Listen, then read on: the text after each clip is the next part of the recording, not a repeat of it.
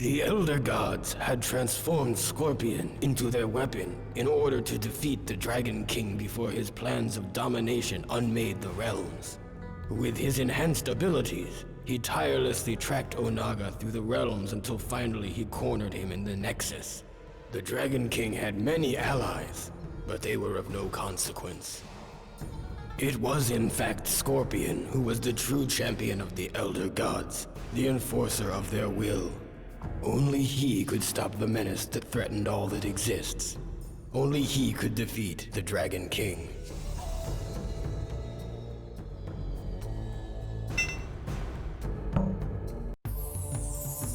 Baraka assumed that the treacherous Mileena had given her armies a powerful magic. They fought with savage brutality, but he could not stop their advance. He vowed that Mileena would pay for her betrayal. Baraka's warriors brought word that she had agreed to meet with him in an ancient lair, but Baraka was no fool. He sent another in his place. Baraka's scouts reported that the Earthrealm warrior Sub-Zero was near. He allowed his remaining militia to deal with him and set off alone to ambush Mileena. He knew by the scent of Tarkatan blood on her clothes that she had already killed the one he had sent to meet her.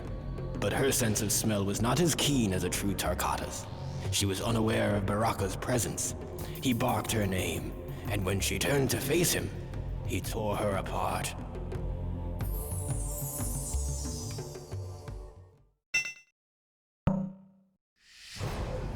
On his way to the rendezvous point with Raiden and the others, Sub-Zero was ambushed by a band of Tarkatan warriors in the living forest. He tried to outrun them, but there were too many. He was quickly surrounded. Sub-Zero decided that his last living deed would be to vanquish as many of these barbarians as he could before he succumbed to death. As Sub-Zero began his attack, he felt his armor speak to him. It guided and strengthened each blow as he broke their limbs and crushed their skulls. At his feet, a dying Tarkatan warrior uttered the words, "Long live the Dragon King."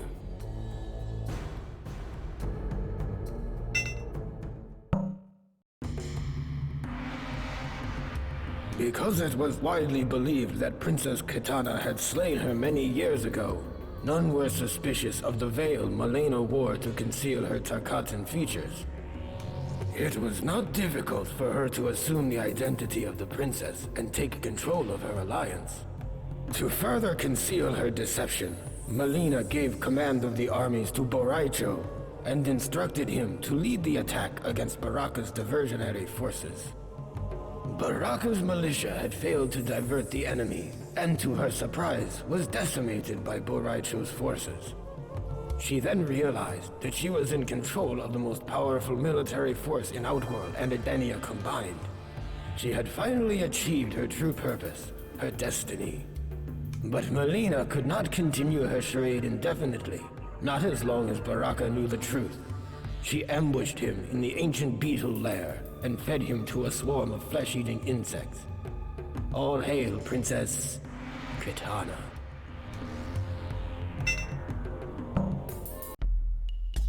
Nightwolf had traversed realms and fought many demons to get to this place deep within the Netherrealm. Using knowledge passed to him from his forefathers, he drew a binding symbol on the ground and chanted the ancient words that would draw the spirit of the Dragon King to this wicked place. Nightwolf had carried the burden long enough. He released the sins of his people into the mystic symbol, and their weight bound Onaga to the Netherrealm. Free of the corruption he had harbored for so long, Nightwolf was expelled from the depths of the Netherrealm and into the unknown.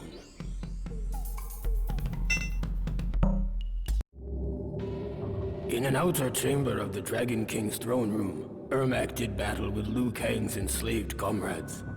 Ermac was more than a match for the 5 warriors, but their defeat was not his objective. Liu Kang materialized and one by one freed their souls while Ermac occupied the rest. Eventually, all 5 were awakened from their enchantment and freed from Onaga's control. Ermac was pleased that his warrior's skills could for once bring about a noble outcome. He sensed, however, that an ominous force still shaped the destiny of the realms. It was everywhere. He could feel its influence on Onaga, though the Dragon King was oblivious to its manipulation. Time was running out. Ermac feared the celebration of this latest victory would be short-lived.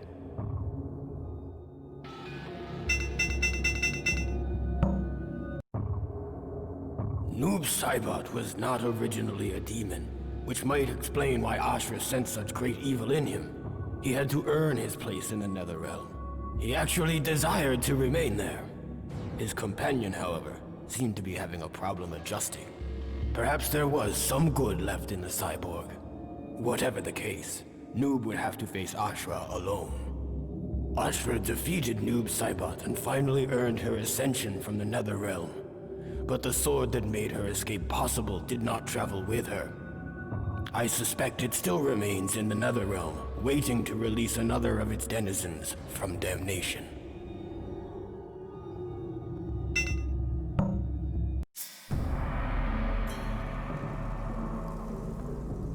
Although Onaga had returned from the dead, he did not re-inhabit his original body.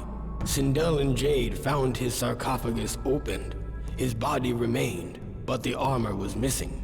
Strangely, the hieroglyphics in his tomb were similar to an ancient Edenian language. She discovered an incantation inscribed by Onaga's holy men that was intended to transport his soul back into its original body. As she was memorizing the spell, Onaga emerged from the shadows. Onaga could have defeated both Jade and Sindel, but instead, he took sadistic pleasure in unleashing Katana against them. He was a fool. Jade held off Katana, while Sindel thrust her Kwandao into the heart of the corpse. As she screamed the ancient incantation, Onaga's soul leapt from Reptile's body into its intended vessel. The corpse came to life and cried in agony as the Kwandao prevented its heart from reforming. Sindel held the blade firmly in place as Onaga returned to the cold sleep of death. With the Dragon King defeated, the realms were safe, and Sindel's daughter Katana was free from his spell. May Edenia know peace once more.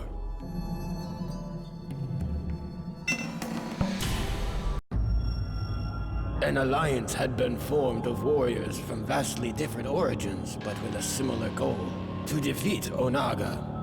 Li Mei marched uneasily into battle against the Dragon King. The closer she got to him, the more she came to understand which side was truly deserving of victory. Li Mei turned on her former allies and gave her emperor the time he needed to finish merging the Kamidogu. The Dragon King was now all-powerful. He had the means to control the universe, to make and unmake as he saw fit. Li Mei watched in delight as the Elder Gods fled before his might. Onaga then transformed her into his queen, to be forever at his side. He had given her power beyond anything she ever imagined. Together, they will rule the One Realm and slay the last of the Elder Gods.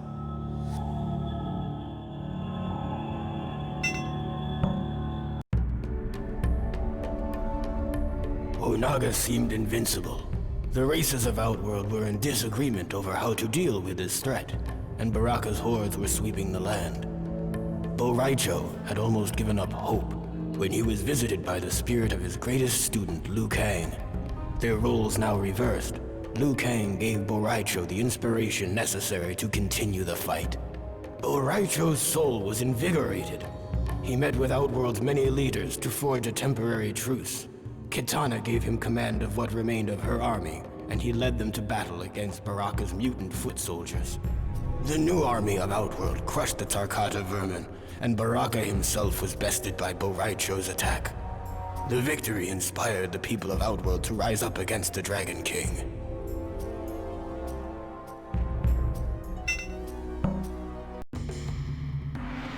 In the wilds of Outworld, Hotaru captured the renegade Earthrealm warrior Sub-Zero and brought him before the Dragon King. Onaga's judgment of Sub-Zero was swift, and Hotaru was given the task of carrying out his punishment: death. His fate served as a reminder to all who would challenge the authority of the Dragon King.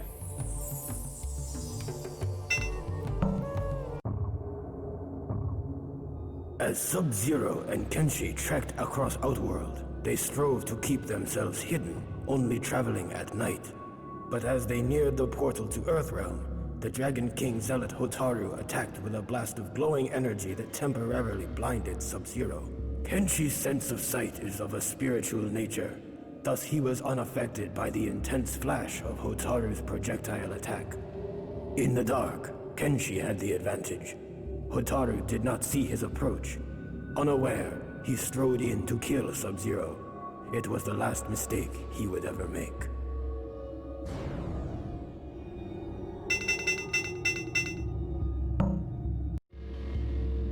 The others had defeated the Dragon King, but left his broken body unattended on the floor of his throne room. Not long ago, a similar fate had befallen his former advisor, Shao Kahn.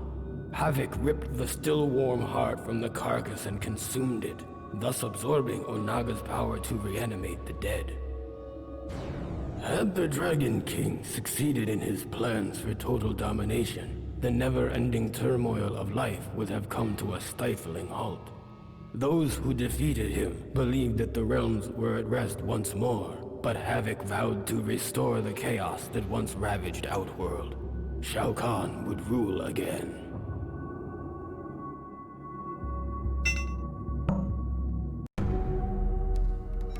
In Edenia, Tania had located the ancient texts that described the process by which to fuse the Kamidogu into one.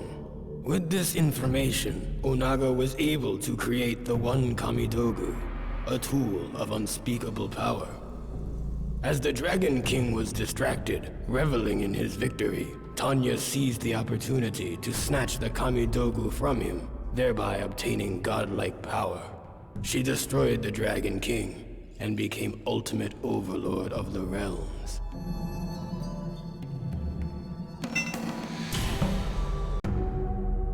Liu Kang's friends had been freed, Onaga had been defeated, and the realms were secure once more. But there was one battle that remained. Liu Kang's body had been used by some unknown force as a tool of destruction. It had left death in its wake and needed to be stopped. The chaos would end in Earthrealm. The fight raged with neither combatant able to best the other when a jolt of energy crackled through them both. Liu Kang's nerves blazed like fire, and he felt a rush of air fill his lungs for the first time since his death. He was Liu Kang once more, protector of Earthrealm, champion of Mortal Kombat.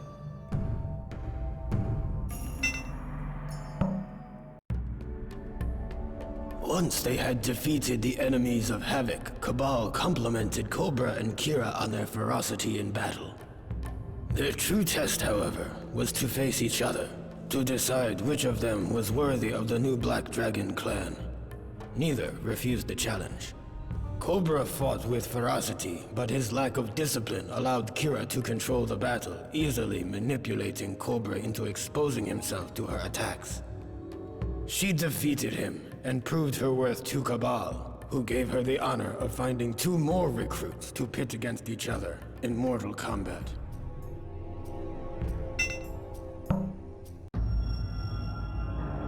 Havoc had given Cabal's new Black Dragon recruits a task: lure the heroes away from the Dragon King's corpse while he somehow retrieved the heart, and with it, Onaga's power to raise the dead.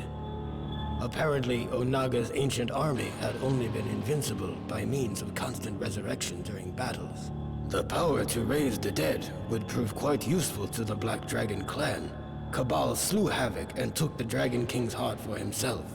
Havoc was most impressed.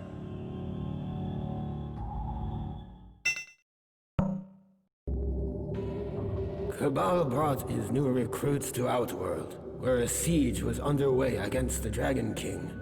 Cobra grew impatient. He wanted to join the fray, but Cabal held him back. They were not to attack until the heroes had won. Once the Dragon King had been defeated, Cabal gave the order to strike the victors. The new Black Dragon tore through their ranks and left no survivors. Cobra came to realize that he was going to like being a Black Dragon.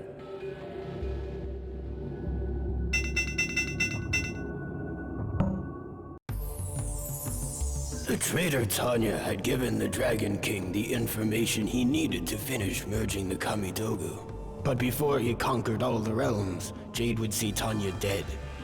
Jade had allowed Baraka's soldiers to capture her, feigning defeat in battle.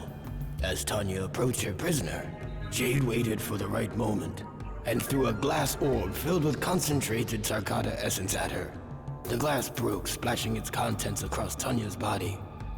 Baraka and his vile savages worked themselves into an uncontrolled frenzy. They perceived Tania to be a rival male and instinctively attacked. I doubt she survived the encounter.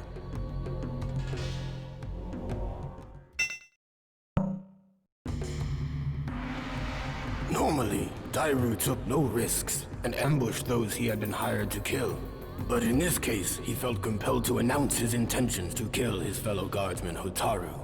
There still must have been some code of honor left in his cynical heart. Hotaru was defeated, but before Dairou could reveal who had commissioned the attack, Hotaru drew his dying breath.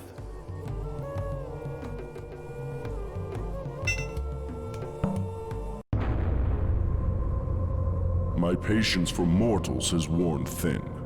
If I am to protect Earthrealm, I must punish those who would threaten it.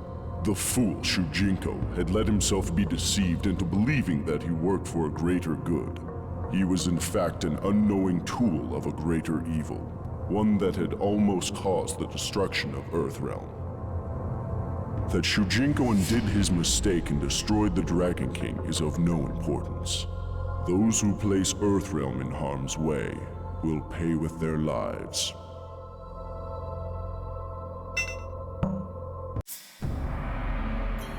The mercenary Dairou had succeeded in stealing the Declaration of Order and was paid many coins for his efforts. After Darius hid the document, he announced its capture to the world and heralded a new beginning for the realm of Saidan. As Darius had predicted, officials were outraged that the Resistance had stolen the most prized possession of the Saidan government. Hotaru was ordered to lead the charge against them. He underestimated their numbers, however, and the Resistance defeated him and his men. The Senate would soon be in the hands of the revolutionaries.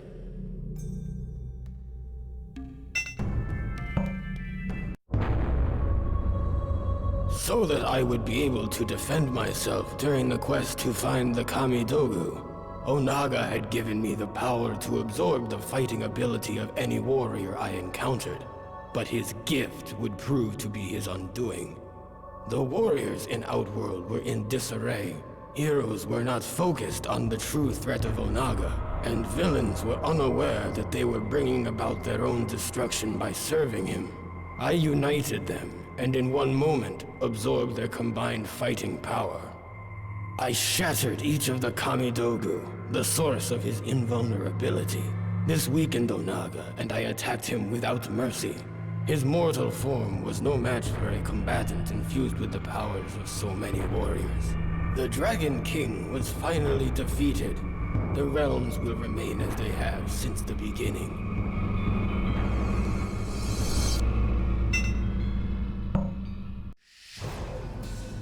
With Smoke as his template, Noob Saibot planned to return to the Netherrealm and use Smoke's nanotechnology to create an army of cyborg demons. He was unaware that they were followed by someone Noob had not seen since before he became a wraith. Smoke instantly recognized their visitor. He was an echo of their past. He was Sub-Zero, Noob Saibot's brother. Noob Saibot was surprised to see how much stronger his brother had become. If he were still Lin Kuei, still human, he would probably have shown some degree of pride.